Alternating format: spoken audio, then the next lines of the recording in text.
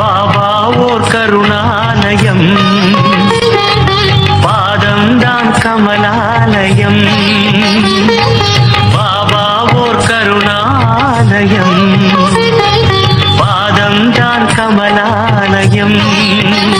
சாய் அப்பா உறவுகள் அனைவருக்கும் வணக்கம்.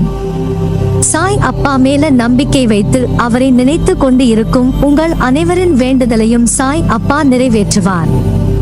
நல்லதையே நினைப்போம், நல்லதே நடக்கும் என்றும் சாய் அப்பாவின் அருள் உங்களுக்கு இருக்கும். நம் மனதிற்கு இதமான சாய் அப்பாவின் இன்றைய அருள்மொழியை கேட்போமா? அன்பு குழந்தைகளே, உன் மனம் குளிரப் போகிறது. என் ஆசீர்வாதங்கள் உனக்கு முழுவதும் அதிவிரைவில் கிடைக்கப் போகிறது. அன்று நீ நான் கேட்டதை எல்லாம் தந்துவிட்டாயே சாய் அப்பா என்ற மகிழ்ச்சியில் துள்ளி குதிப்பாய். உன் தேவைக்குரிய அனைத்தும் உரிய நேரத்தில் கிடைக்கும். அதனால் பயப்படாதே. என்னை நினைத்து மனம் உருகி வழிபாடுகளும் பூஜைகளும் செய்துள்ளாய். உன் கஷ்டங்களை நான் ஒட்டு மொத்தமாக தீர்த்து வைப்பேன். உனக்கு நல்வழி காட்டுவேன். நீ மனதளவில் பயப்படாமல் இருந்தால்தான் தைரியமாக செயல்பட முடியும். நீ நம்பிக்கையோடு உன் கடமைகளை செய். நல்ல வசந்த காலம் உனக்காக காத்திருக்கிறது. நீ விரும்பிய அனைத்து வளங்களும் உன்னை வந்து சேரப்போகிறது. இனிவரும் நாளெல்லாம் ஜெயமே. நீ நிச்சயம் முன்னேறுவாய். உன் மனதில் எதிர்காலத்தை பற்றிய பயம் இருந்தால் அதை தூக்கி எறிந்துவிடு. உன்னோடு நான் இருக்கிறேன். கடந்த காலத்தை பற்றியும் நிகழ்காலத்தை பற்றியும் கவலை கொள்ளாதே. எதுவும் நிரந்தரம் இல்லை. உன் எதிர்காலம் நல்ல விதமாக மாற இருக்கிறது. அதை உற்சாகத்துடன் வரவேற்க தயாராக இரு. அதற்கான பணியை நான் துவங்கிவிட்டேன். அதனால் மனநிறைவோடு இரு. உன் வாழ்க்கையில் முன்னேற நிச்சயம் வழிகாட்டுவேன். அதில் நீ நிச்சயமாக பயணிக்க போகிறாய். வெற்றியம் அடைய போகிறாய். உன் கனவுகள் எல்லாவற்றையும் நான் அறிவேன். அதை தகுந்த நேரத்தில் உனக்கு நிஜமாய் அதை நினைவாக்கி கொடுப்பேன். உன்னை யார் முன்னிலையிலும் தாழ்ந்து போக விட மாட்டேன். உன்னை மிக விரைவில் வெற்றி கிரீடத்தால் அலங்கரிக்க போகிறேன். அதற்கு கொஞ்சம் பொறுமையாக இரு. அதற்கான வாய்ப்பையும் உனக்கு ஏற்படுத்தி தரப்போகிறேன். வாய்ப்பை உன்னுடன் நான் இருந்து அதை பயிற்றுவிக்க போகிறேன். உன் மனதில் ஓடும் அனைத்து எண்ணங்களையும் அறிவேன். உன்னை பின்னுக்கு தள்ளும் அனைத்தையும் நான் துரத்தி அடிப்பேன்.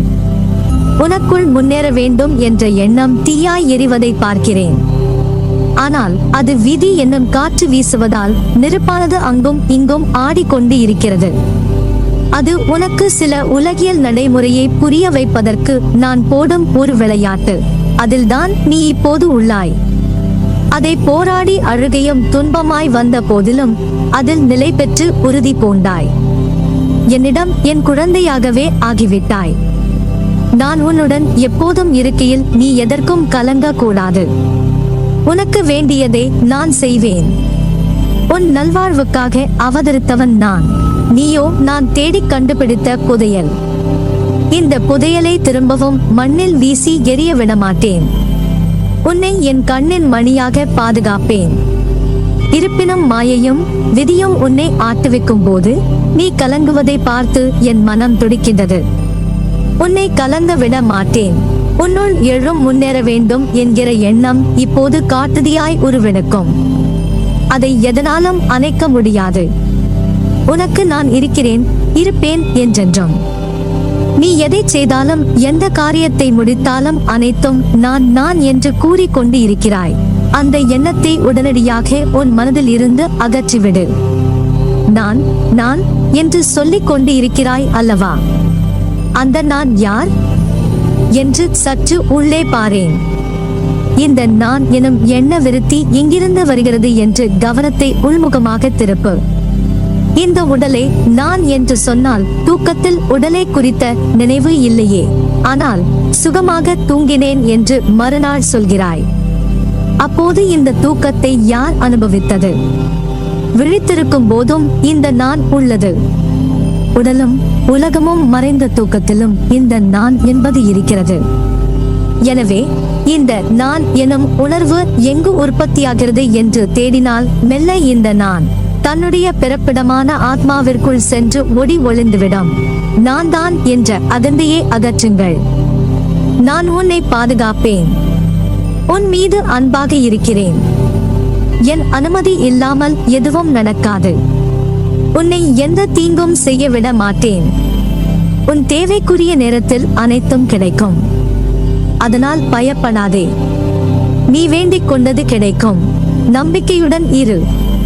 பிரச்சனைக்கான தீர்வை தேடி அலைந்து கொண்டிருக்கிறாய். அனுதினமும் உன்னை ஏதாவது ஒரு ரூபத்தில் வழிநடத்த நான் முயற்சி செய்து கொண்டுதான் இருக்கிறேன்.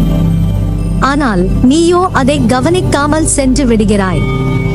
எதற்காகவும் எப்போதும் கவலை வேண்டாம், நான் இருக்கிறேன். கலங்காதே, நான் உன்னை கைவிட மாட்டேன்.